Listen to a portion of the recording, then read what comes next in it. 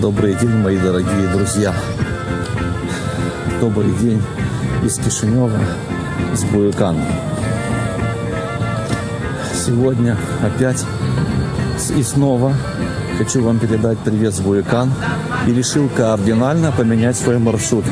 Сейчас стою на улице Свобода и пойду совершенно по новому маршруту. Это будет параллельная улица Свободе. Переулок, вернее, это, кажется, Чапаевский. Чапаева. Сегодня в Кишиневе прекрасная погода, ровная.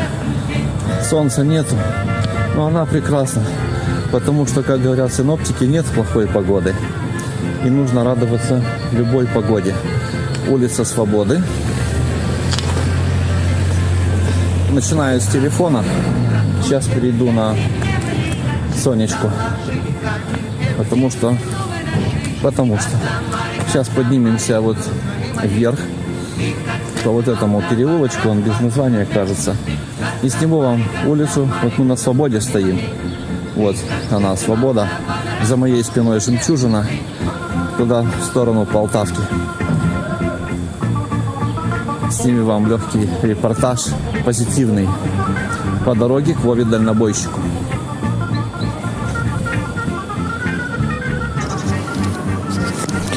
А теперь сравним, как панорамирует Sony и как панорамирует телефон. Еще раз привет. Передаю вам привет при помощи аппарата Sony. Мы находимся на улице Свободы. Опять делаю легкий обзорчик, чтобы вы могли сравнить.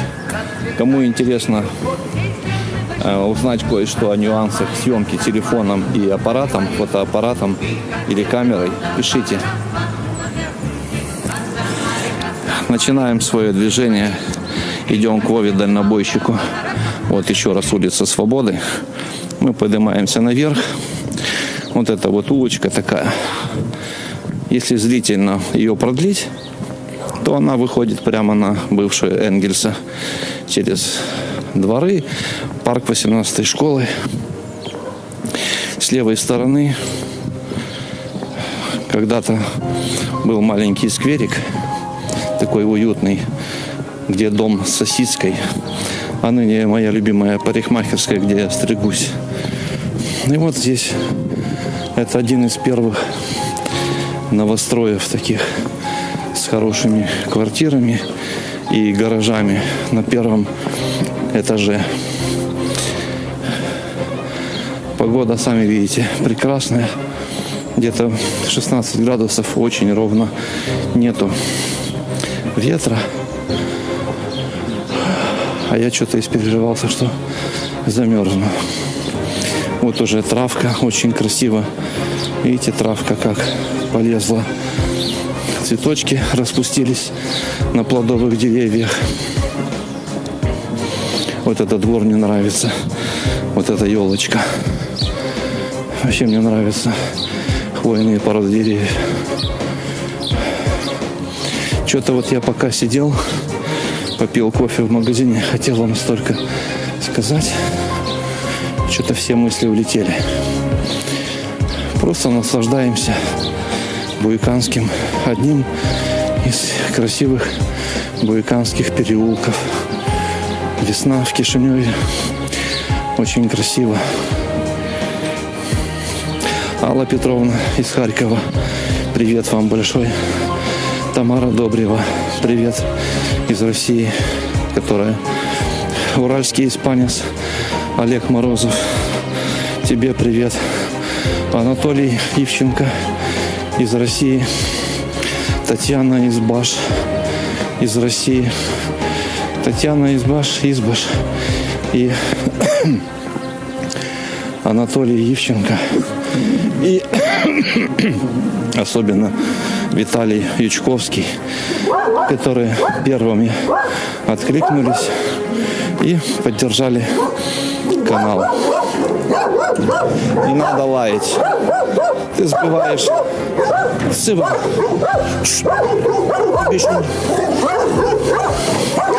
Вот накинулась на меня. Вот злюка. Боится? надо запастись петардами маленькими. Вот очень красивый дом. Вот этот забор, который забором трудно назвать, очень красивый. И деревья красиво подрезаны. А вот во дворе видна магнолия. Видите, такая розовая, красивая. И хорошие частные дома, красивые. Улочка очень спокойная.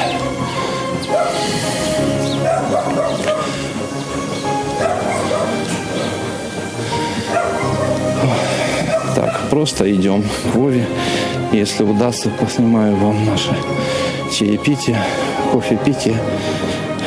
К Вове дальнобойщику идем. Спасибо тем зрителям, которые выразили поддержку Вове, потому что Вова уже 3 месяца без работы. Машина нуждается в дорогом ремонте, а начальство пока не чешется.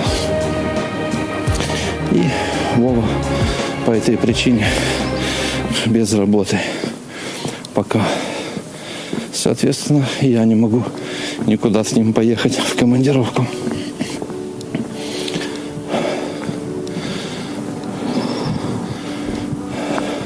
Спасибо тем зрителям, которые посмотрели последний ролик с улицы Невской и предыдущий и поняли мой настрой, что мне хочется поделиться позитивом. Знаете как? Потому что, есть поговорка, что у человека внутри, то от него и исходит. Но, знаете, главное, самое трудное начать. А начнете мыслить позитивно, и будет легче. Потому что жизнь течет в одном направлении, как река. Она не может повернуть назад. И завтра наступит день. И что мы вспомним? Как мы вчера ныли, жаловались на что-то, осуждали кого-то, судили. Потому что это очень легко. Осудить кого-то, быть судьей, но для себя мы всегда адвокаты в легкую. И самые лучшие адвокаты, самые и бесплатные, и самые в то же время дорогостоящие. Потому что наше адвокатство нам, лично самим, нам очень дорого обходится. Оно мешает нам быть счастливыми. Знаете, вот это вот постоянное наше недовольство по мелочам в нашей жизни, в быту, мешает нам быть счастливыми. Именно отсутствие благодарности. Потому что если вы начнете перечислять все то, что вы имеете и чем располагаете, то вам просто физически не хватит времени, не останется времени на нытье. А чудеса происходят вокруг нас каждый день, каждый час, каждую секунду. Мы дышим. Это уже чудо. Происходят тысячи процессов в организме, которые поддерживают нашу жизнедеятельность. И как в автомобиле, когда идет сбой в какой-то детали, он влечет за собой сбой в других деталях и поломки целого автомобиля в целом. Так и у нас. Вот вы начали, там споткнулись, начинаете: ах ты, черт побери, кто-то виноват.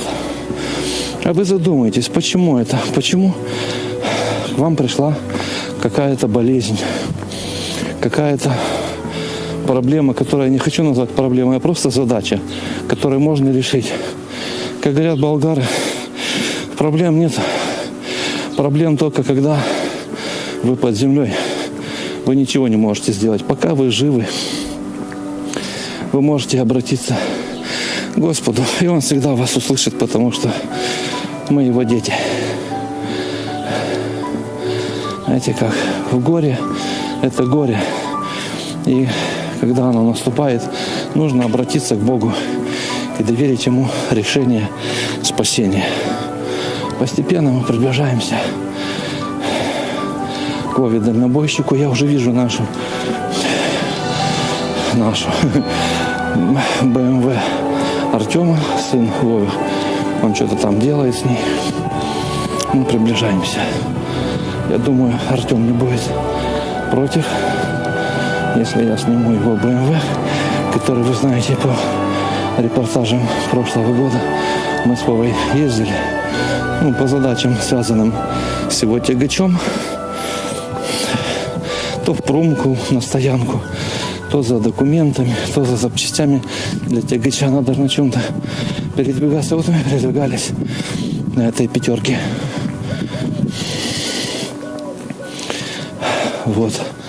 Вот Вова дальнобойщик. Вижу его издалека. Вова, я снимаю. Я снимаю для зрителей. Это прямой эфир. Предупреждаю. Можете слать позитивные приветы. Потому что мы наполнены, просто наполнены. Что случилось? Это наполнено позитивом, да? Да, Вова, вот Вова. Привет, Здравствуй, Вова, дорогой. Вот Вовчик, сейчас я рассказывал про него. О тебе беспокоятся зрители. Видели твою машину? Да. И говорит, передайте Вове привет.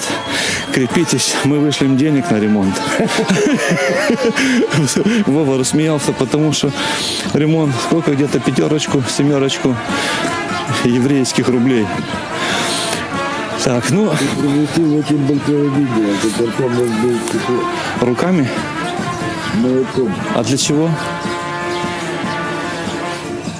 Машину заблокировать. Да ты что? Вот, кстати, новая тема. Как разблокировать заблокированную машину Это надо без того, чтобы вызывать. поломать стекло?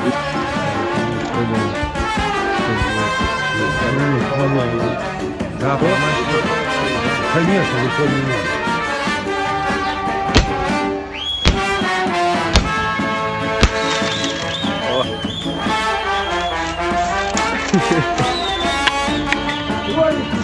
Да, вот точно не сидел.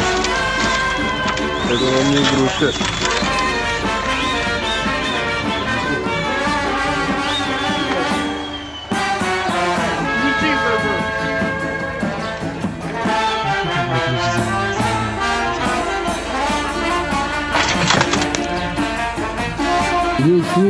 Позвали бы меня, я бы что-то придумал. Порой Вова... потому что бывает порой, что дилетанты решают задачи, которые не могут решить профессионалы. Вот так. Пока мы останавливаемся, чуть позже продолжим.